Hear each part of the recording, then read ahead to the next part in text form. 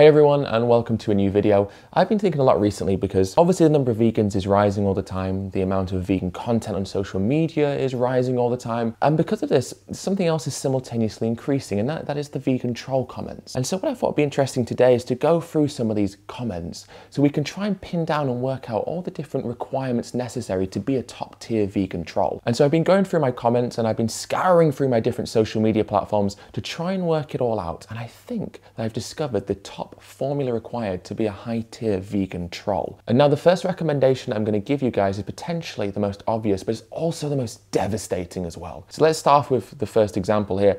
Those look like some good as cows, making me a little hungry, and you can see a picture of some steak here. And here's another one. Thanks for giving them water, keeps my steak a little more juicy, again with the obligatory image. And this one, no context, no words, just images of steaks grilling on the barbecue. Now, what we have to remember is that vegans, well, they were all born vegan, right? I mean, vegans never ate meat.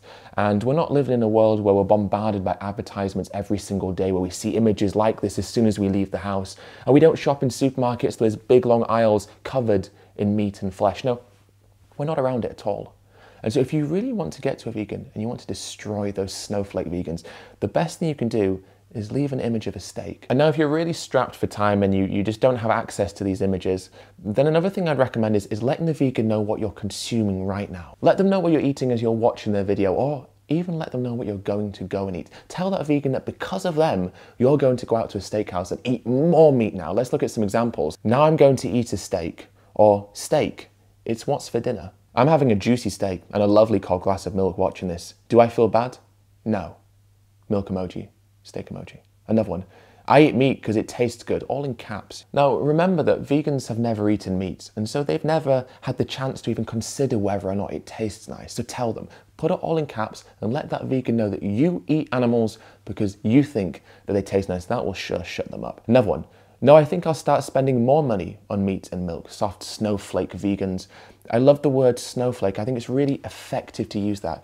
Go to a vegan channel, watch their video, get upset by their content, and then call the vegan the snowflake, okay? Because there's no irony at play here.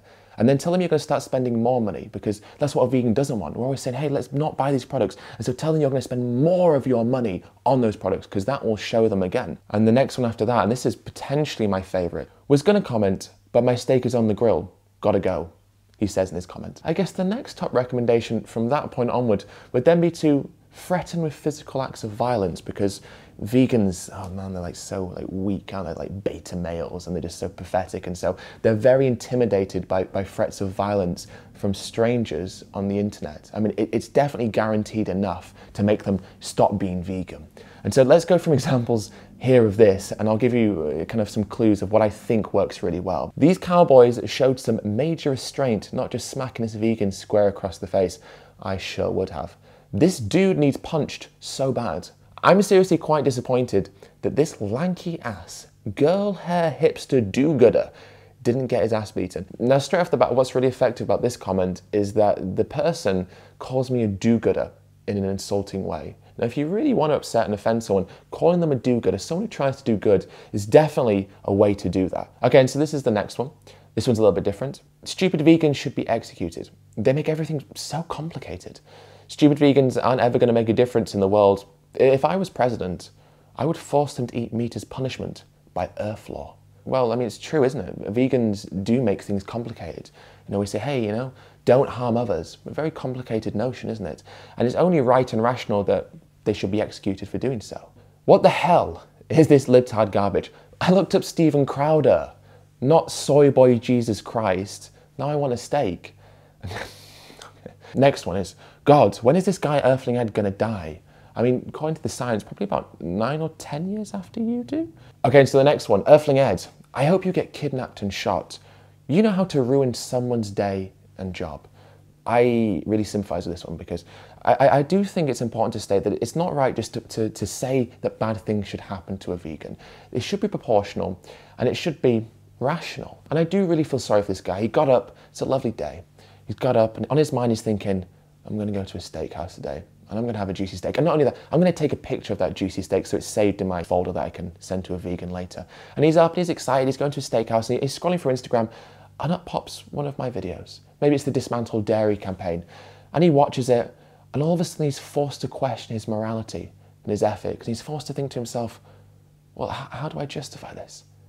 And his day's ruined because he knows he can't justify it. But instead of accepting that and going to the vegan restaurant just around the corner, he becomes angry because he's been forced to question things about himself that he wouldn't have had to question if he'd not seen that video at that particular moment. I have ruined his day.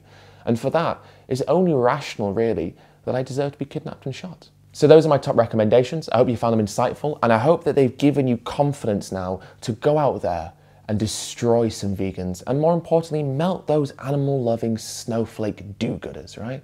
Because God forbid, someone would want to reduce the amount of suffering they cause to sentient beings on this planet. What an absurd idea, right?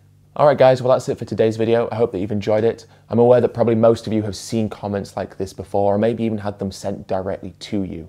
It seems like every time we share like a video of an animal rights action, or even just a recipe for some vegan food, or an article about something positive related to veganism, these type of comments always seem to appear. Pictures of steak shared by someone, or someone just writing the word bacon in all caps, like that's going to upset us or offend us or make us doubt veganism or make us not want to advocate for veganism.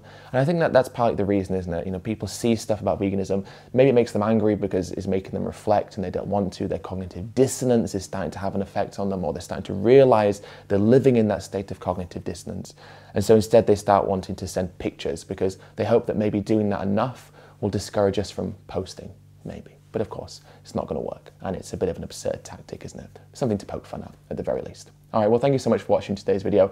I really appreciate it. And just before we end, I have a little message as well. So I'm very pleased to say that today's particular video has been sponsored by Skillshare. For those of you who don't know, Skillshare is an online learning community with tens of thousands of different courses available about a variety of different subjects and fields. Now, sometimes I get comments and messages from you guys saying, how do I start a podcast? How do I edit? What editing software should I use? How do I make videos? About all these different subjects and all these different things, right? And the wonderful thing about Skillshare is they have courses in all of these different areas. Now, straight off the bat, a course that I would personally recommend is called Video Editing with Final Cut Pro X from Beginner to YouTuber. It'll teach you all the basics that you need to know to start editing videos in Final Cut Pro X, which is the editing software that I use. Also, Skillshare are offering 2 months of free premium membership to the first 500 people who click on the link in the description to today's video. And after that, you can get all these courses for around $10 per month. So thank you so much to Skillshare again for sponsoring this video, and thank you to all of you for watching it, and I'll see you in the next video.